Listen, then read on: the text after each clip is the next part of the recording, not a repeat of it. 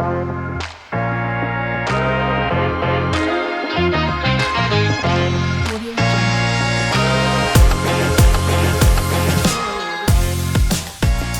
to Inside the Deal, the podcast where we break down the biggest moves in strategy and M&A. This week, we're talking tech. In our day and age, tech is the big topic.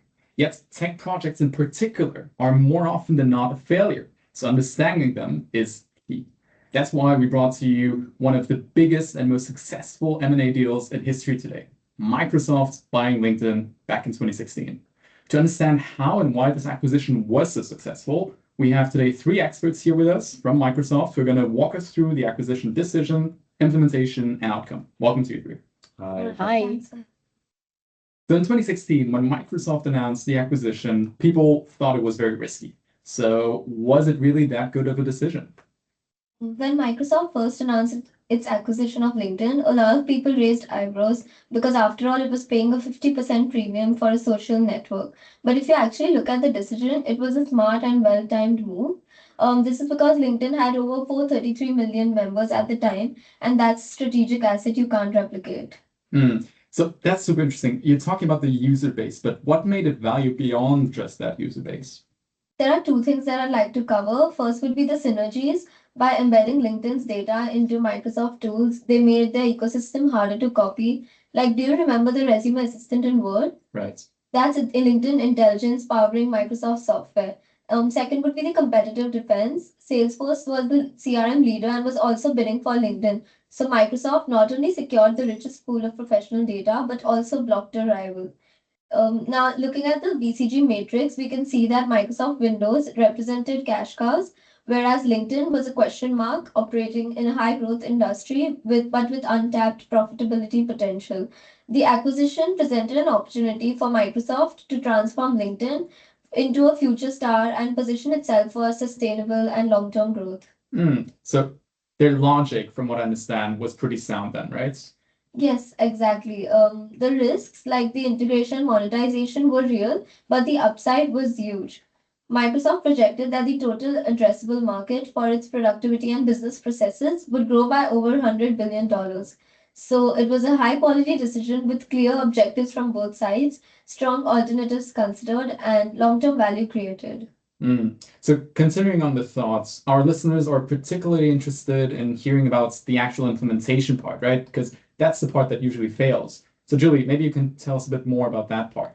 Yes, though the technical integration was pretty selective and smart, they prioritize the front-end wings while be patient about the back-end ambitions.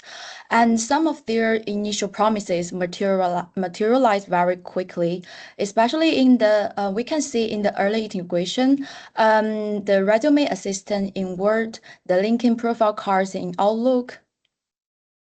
Yeah, I see. So you're talking about like 2017, 28 to 2018, but what happened beyond that? So to 2020, did it kind of take it to the next level? Yeah, they did. The integration was much deeper, especially in apps. For example, in a Microsoft Teams, you can click a colleague's profile, LinkedIn profile in a chat easily.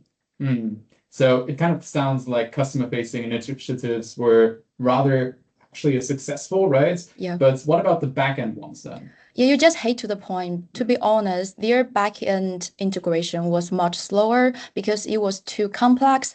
So migrating LinkedIn's massive infrastructure to Microsoft's Azure cloud was quite complex. That's why it's kind of lagged behind. So let me get it straight. So from a technical point of view, they prioritize front-end wins, as you said. But how about the other parts of the integration? Well, for organization integration, it was pretty smooth. It allowed LinkedIn to keep its culture, brand, and CEO to avoid the major layoffs and culture clash. And for the legal integration, it respected the EU conditions from day one.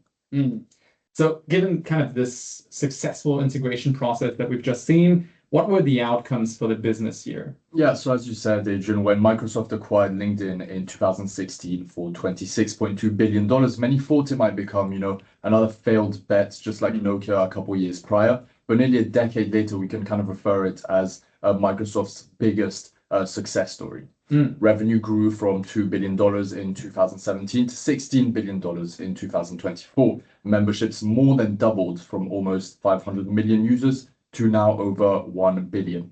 That's super impressive. What actually kind of caused the success you talked about? Yeah, so there are two things that really made the difference. The first one is the strategic fit. LinkedIn really stayed independent, kept its own culture, but really stayed connected with the Microsoft tools. And secondly, economies of scale. So using Azure to cut costs, and thanks to new AI features, it made it really easy to grow these premium subscriptions and release updates faster.